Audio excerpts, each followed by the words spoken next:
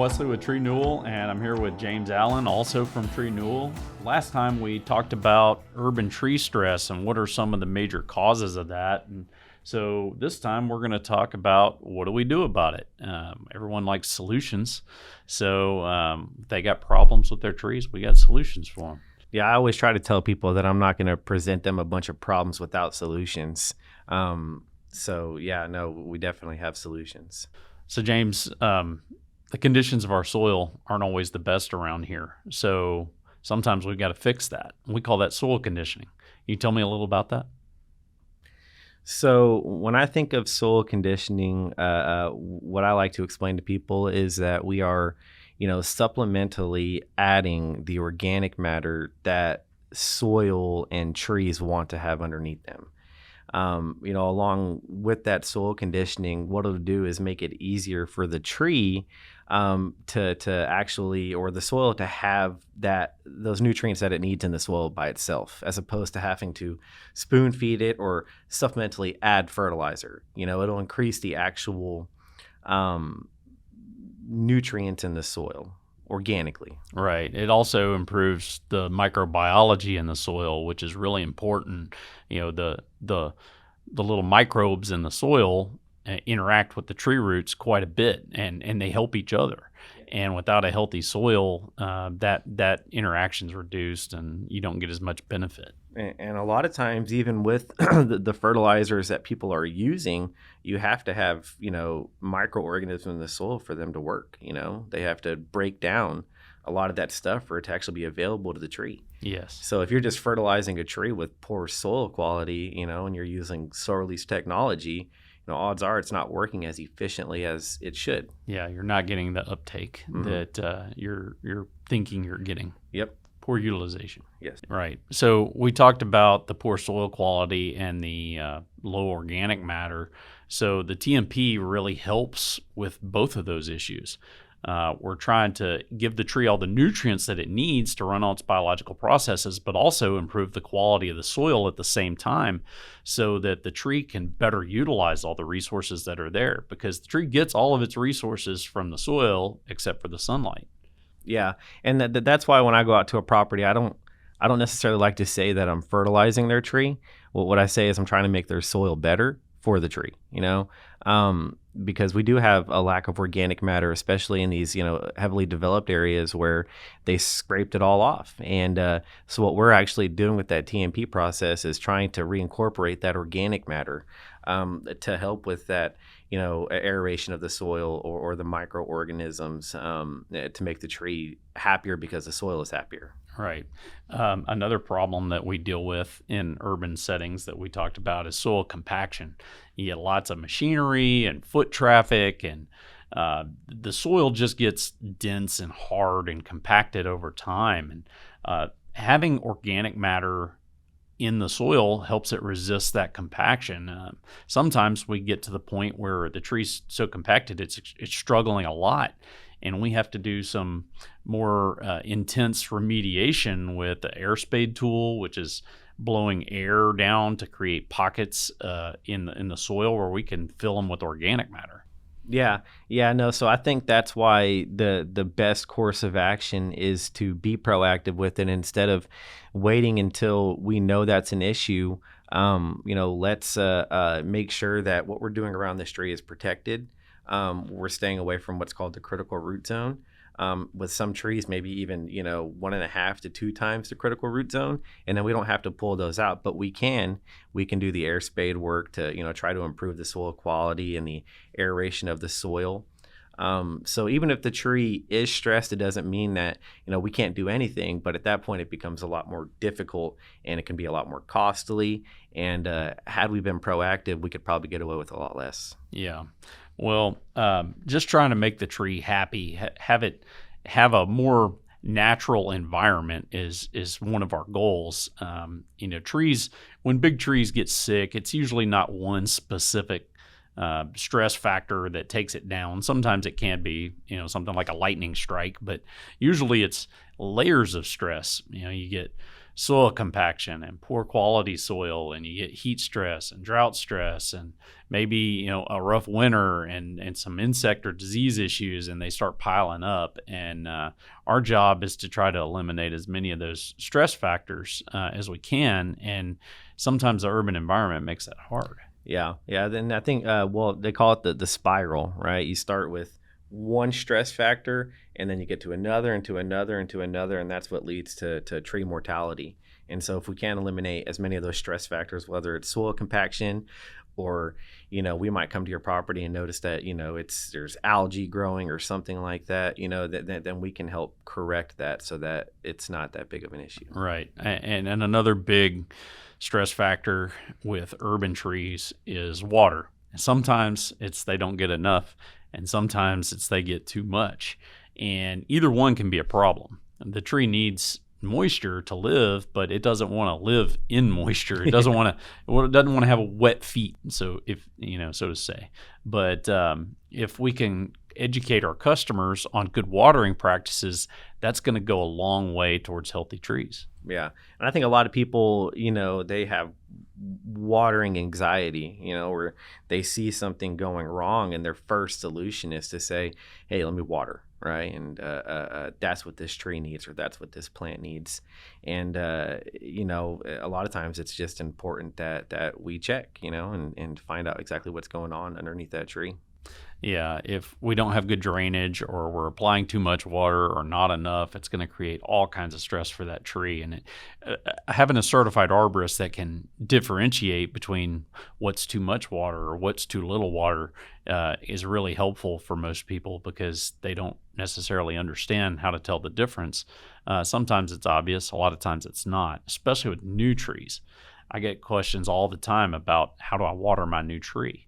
And I give a lot of broad advice on watering deeply but infrequently. But with the differences in soils and tree species and irrigation systems, I can't really tell anybody they need to water for this long or this many gallons or this many times a week. But the important thing is that they're checking that tree to see if it needs the water. And that the moisture is leaving the soil. If it's not leaving the soil, even if you're watering, once a week or whatever, and you just have this super compacted clay pan soil and there's still moisture sitting at the bottom of it at the end of the week, that's going to be an issue for most trees. Absolutely. We plant a lot of new trees in our urban environment because the trees make it more tolerable around here, especially in the summer. They take air pollution out, and they give us evaporative cooling and shade and beautiful aesthetics. But if we're planting them and we're not doing a good job of that, or we're not doing a good job of watering them or maintaining them, then they just suffer and die, and it's a big expense to remove them and then replace them again. One of the big problems is what you just described, where it stays really wet on the bottom of the root ball, and then it gets really dry on the top of the root ball, and it causes stress on both sides. Yeah, and that's why I think that, visual inspection tubes are a great idea, especially if you're investing a lot of money into a tree. That's one very easy way that you can tell what's going on at the bottom of that root ball. Because, you can dig 3 inches deep if it's a 12-inch, 18-inch, tall root ball. The top 3 inches could be dry as a bone, and the bottom 8 inches could be sitting in water. Yeah. So I think the key is just we need to educate people, because we can't be at their properties every day, but they are. Mm-hmm. And so they're the best ones to manage that. And they just need help understanding what it is that the tree needs so that they can best do that. So James, it's been really hot, and we're getting up into the hundreds, and we have certain trees every year that are the first ones that get affected by drought stress and heat stress. What are some of those species that you see commonly affected? The species that I see most commonly affected by drought stress are going to be, trees that, most people know are moisture-loving trees, like willows, maples, magnolias. Those are, 3 of probably the top trees that I see succumb to drought stress. And you can usually, tell pretty easily by the way that they're kind of retrenching back, and, that they're typically in areas where there's a lot of moisture. Yeah, so maples, magnolias, definitely very sensitive. We got a lot of those in the Metroplex. If you start seeing scorch on your leaves or the trees shedding leaves, those are signs of some drought stress, and you need to take care of that right away. Yeah, and generally the rule of thumb is, if you see a lot of, leaves falling on the exterior of the tree, that's probably a pretty good indicator that you're dealing with drought stress. Could not be, but that's a kind of a rule of thumb right there. So, James, we get a lot of calls about sick maple trees. And on the larger varieties like Autumn Blaze that are really popular or October Glory, a lot of times we start noticing problems on the trunk or on the foliage. So, what are some of the things that you see? Some of the things that I see when it comes to those maples specifically is, one, depending on where they are, in the yard, they might get burnt up or leaf scorch or something like that where it's really hot. And, whenever those leaves start to, crinkle up and fall off and die, the tree's obviously going to, photosynthesize less. And then that's going to leave it more prone to secondary invaders or other stress factors. And, another big issue that we see, with maples or Autumn Blaze, October Glory is something called an armored scale, which, is not necessarily a secondary invader, but it just tends to like maple trees a lot, and they'll actually steal nutrients from the tree. And then once again, make that tree more likely to succumb to all those other stress factors, whether that's, you have the scales mixed with underwatering, or the scales mixed with overwatering, or the scales mixed with, bad sunlight exposure, or things along those lines. Yeah. Another problem I see with them is when they stay too wet. A lot of times I'll get a call on a maple, and I'll go out there and it's July and the thing is already in fall color. The tree's red. It's maybe chlorotic. It's got some tip dieback. It's really stressed. A lot of times that's due to poor drainage, where the bottom of that root ball is just staying wet and it's stressing the tree out big time. Alternatively, sometimes it's too dry and the leaves are turning brown and scorching. I've noticed one difference where if the tree's too dry, the scorch on the leaves tends to be brown. But if there's an oxygen deficiency because the tree's buried too deep or has too much mulch on it, the scorch on the leaves is black. And that's one thing that I've just observed through the years and looking at these trees. Yeah. And then once all that starts to happen, that's when you get the wood boring insects and, things that will, kind of finish the tree off, not necessarily the cause of death, but one of the executing factors. Yeah. So I think the point that we're both trying to make is that if you can avoid the overall stress, that you're going to have a lot fewer problems, but it's knowing what stresses them out and what keeps them healthy is the trick. So, Wes, here in the Metroplex, we see a lot of maples planted, which aren't necessarily native to this part of Texas. So what are some of the stress factors or biggest issues you see with maples in DFW? Well, we do see a lot of issues with them because they're not super well adapted to our climate, but we continue to see them planted because people love them. There's a lot to like about them from their color and their pretty bark, but we have to make some allocations for them. They don't tolerate our heat and drought very well. They don't like direct sun, so harsh west exposure is hard on maples, and we have to be careful to make sure that they're not getting sun scalded, wood boring insects, too dry.